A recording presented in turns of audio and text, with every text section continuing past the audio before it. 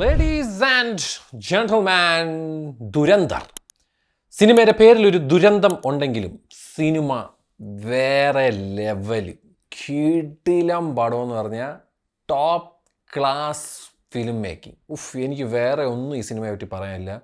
This movie is A technical Marvel. അത് മാത്രമല്ല, highly engaging ആയിട്ടുള്ള, ഹൈലി ഗ്രിപ്പിംഗ് ആയിട്ടുള്ള സ്റ്റോറിയും സ്ക്രീൻ പ്ലേയും. അതിൽ റിയൽ ലൈഫ് ഇൻസിഡൻസിനെയൊക്കെ വെച്ച് മാറിയും മറിച്ചൊക്കെ ഇങ്ങനെ കാണിച്ച് നമ്മളുടെ ഉള്ളിൽ ഒരു ഒരു ഒരു ഒരു പേട്രിയോട്ടിസവും ആ കടന്നുപോയ കാര്യങ്ങളും പണ്ട് നമ്മളൊക്കെ ടി വി കണ്ട കാര്യങ്ങളൊക്കെ ഒന്നും കൂടെ അത് എങ്ങനെയൊക്കെയാണ് അത് പ്ലാനായി വന്നതെന്നൊക്കെ നമ്മൾ കാണുമ്പോൾ ഉണ്ടല്ലോ. അതായത് പാകിസ്ഥാൻ്റെ പോയിന്റ് ഓഫ് വ്യൂവിൽ നമ്മളുടെ ഒരു സ്പൈ അവിടെ വന്നിട്ട് പുള്ളി ചെയ്യുന്ന കുറേ കാര്യങ്ങളും, എൻ്റെ അമ്മോ, ഇത് based on some incredible incidents എന്നോ അങ്ങനെ എന്തോ ആണ് കൊടുത്തേക്കുന്നത്. അത് കംപ്ലീറ്റ്ലി ഇതാണ് സത്യം എന്നല്ല. അവർ സിനിമാറ്റിക് ലിബർട്ടി എന്നുള്ള രീതിയിൽ ഒരുപാട് കാര്യങ്ങൾ മാറ്റിയിട്ടൊക്കെ ഉണ്ട്.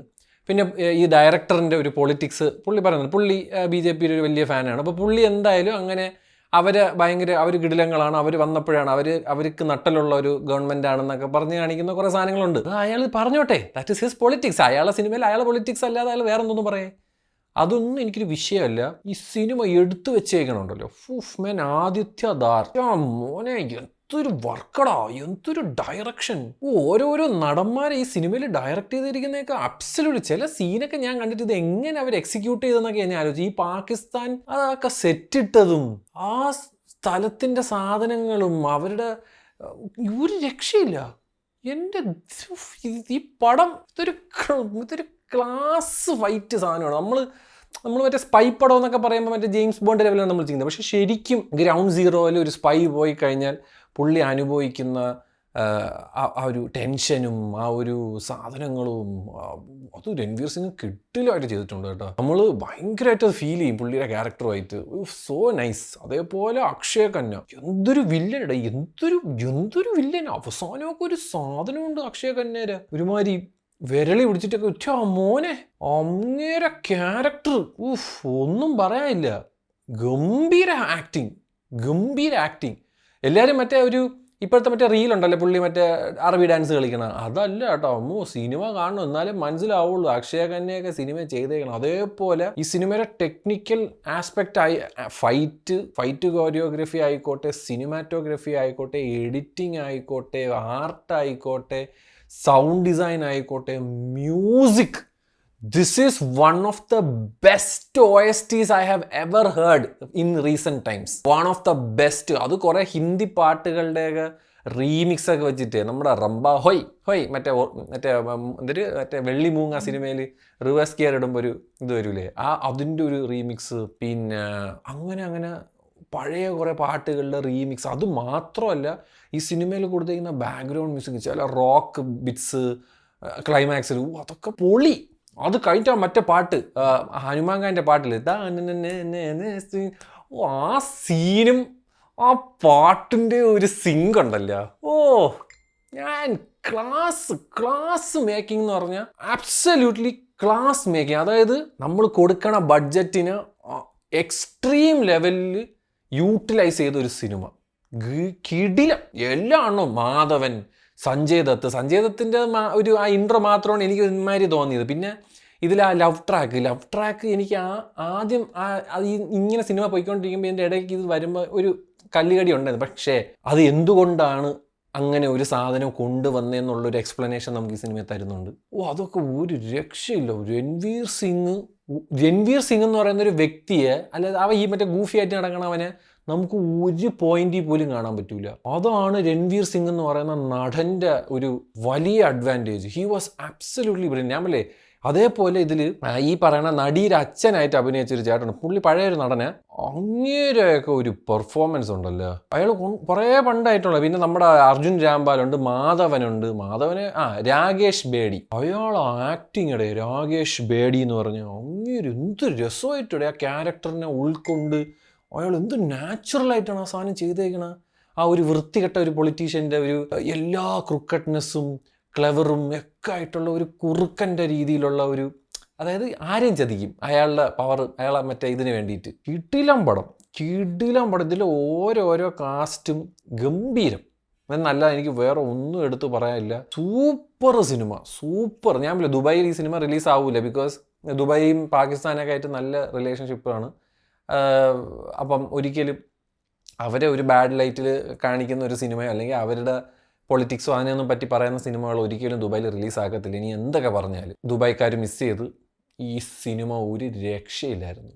യജാതി മേക്കിങ്ങും യജാതി മ്യൂസിക്കും ആക്ഷൻ സീനൊക്കെ ചില സാധനമൊക്കെ ഞാൻ ഇതിൽ കുറേ ബ്രൂട്ടൽ സാധനം ഉണ്ട് കേട്ടോ. ഇത് പ്യുവർലി 21+, 18+ എന്ന് പോലും ഞാൻ പറയൂല, 21 വയസ്സായിട്ടുള്ളവർ കാണേണ്ട സിനിമയാണ്. മാർക്കോയിലെ പോലെ വെറുതെ കുറേ ചോരയും മറ്റേ ഇതൊക്കെയല്ല, ചില ടോർച്ചർ സീനുകളും ചില സാധനങ്ങളൊക്കെ ഉണ്ട് കണ്ടിരിക്കാൻ പറ്റൂല. ചില സാധനങ്ങൾ നമ്മൾ സ്ക്രീനിൽ നിന്ന് കണ്ണെടുത്തു പോകും. ഓഹോ, അതിലൊരു സാധനമുണ്ട് എൻ്റെ അമ്മോ, ഒന്നും പറയാലോ. ഈ ഇടിവെട്ട് സിനിമ എന്ന് പറഞ്ഞാൽ of man, I love this പടം. ഒരു രക്ഷയില്ലാത്ത മേക്കിങ്ങും കിടിലം പെർഫോമൻസും സൂപ്പർ ഒരു സൗണ്ട് ട്രാക്കും കിടിലം സിനിമാറ്റോഗ്രഫിയും. അതിൽ ഒരു ക്ലബിൻ്റെ ഒരു സീനുണ്ട്. ഒരു ക്ലബ്ബ് സീനിലൊക്കെ കൊടുത്തേക്കണ കളറിങ്ങും ലൈറ്റിങ്ങും അതിൻ്റെ മറ്റേ ഫ്ലെയറിങ്ങും ക്യാമറ വർക്കും, എൻ്റെ അമ്മോ, ക്യാമറ വർക്കൊക്കെ കിടിലം. അതൊക്കെ ഏവൻ ചെയ്തതാണെങ്കിൽ എനിക്ക് പേരെടുത്ത് വേണമെങ്കിൽ ഞാൻ പറയാം. ഒരു രക്ഷയില്ലേ. ഒരു ഡയറക്ടർ ഇവൻ തന്നെ, ഈ ആദിത്യ ധാർ എന്ന് പറഞ്ഞാൽ അവൻ തന്നെയാണ് ഇതിൻ്റെ റൈറ്റിങ്ങും. പിന്നെ നമുക്ക് ഒരുപാട് പേര് അഭിനയിക്കണുണ്ട്. പ്രൊഡ്യൂസർമാർ ഇത് തന്നെ ഒരു വലിയ നേരമുണ്ട്. ലൈൻ പ്രൊഡ്യൂസർ, മറ്റേ പ്രൊഡ്യൂസർ എന്ന് പറഞ്ഞിട്ട് കമ്പോസർ ശശ്വത് സച്ദേവ്. അണ്ണ കിടിലം, ഒരു രക്ഷയില്ല ഞങ്ങളെ മ്യൂസിക്. വികാസ് നൗലാഖ എന്ന് പറയുന്നവനാണ് സിനിമാറ്റോഗ്രാഫർ. കിടിലം cinematography. Editor Sivakumar V Panicker. പിന്നെ ഞാൻ എടുത്തെടുത്ത് പിന്നെ മറ്റേ യാനിക് ബെന്നൊക്കെയാണ് സ്റ്റണ്ടൊക്കെ ചെയ്തേക്കണം, ആക്ഷനും ബഹളമൊക്കെ. ഈ സിനിമാറ്റോഗ്രാഫറൊക്കെ ഒരു രക്ഷയില്ല കേട്ടോ. കിടിലം വർക്ക്. മസ്റ്റ് വാച്ച് എന്നല്ല വേറെ ഒന്നും എനിക്ക് പാടത്തിനെ പറ്റി പറയാമല്ലോ. കിടിലം. എത്രയോ മണിക്കൂർ, 3 മണിക്കൂറും 17 മിനിറ്റും എന്തോണം, ഞാൻ അറിഞ്ഞില്ല. അത് ഓക്കെ, ടൈം എടുക്കും. അത് അങ്ങനെ ഭയങ്കരമായിട്ട് നമ്മൾ മറ്റേ ഒരു 3 മണിക്കൂർ പടം 1 മണിക്കൂർ വല്ല ഫീൽ ചെയ്യുന്നല്ല ഞാൻ പറയണം. ആ ലെവലിൽ നമ്മൾ എൻഗേജ് ചെയ്ത് ഇരുത്തി അങ്ങ് കൊണ്ടുപോകും. കുറേ നാൾക്ക് ശേഷം ഒരു കിടിലം പടം കണ്ടു ഞാൻ അങ്ങനെ ഹിന്ദി പടം എന്നൊന്നും പറഞ്ഞ് ഞാൻ മാറ്റണില്ല. കിടിലം സിനിമ, കിടിലം. ഞാൻ പറയാം, അതിൽ ഈ സിനിമയിൽ അവൻ്റെ പൊളിറ്റിക്സ് അവൻ പറയുന്നുണ്ട്, ഈ ഡയറക്ടറിൻ്റെ. അതവൻ പറഞ്ഞോട്ട്, അവൻ ഒരു BJP ഫാനാണ്, അവൻ അങ്ങനെ പറയട്ടെ, അവൻ പറഞ്ഞോട്ടെ. സെക്കൻഡ് പാർട്ടിന് കട്ട വെയിറ്റിംഗ്. സെക്കൻഡ് പാർട്ട് കാണിക്കണോ, ഇങ്ങനെ റോക്കി ബായി ആയി നമ്മുടെ.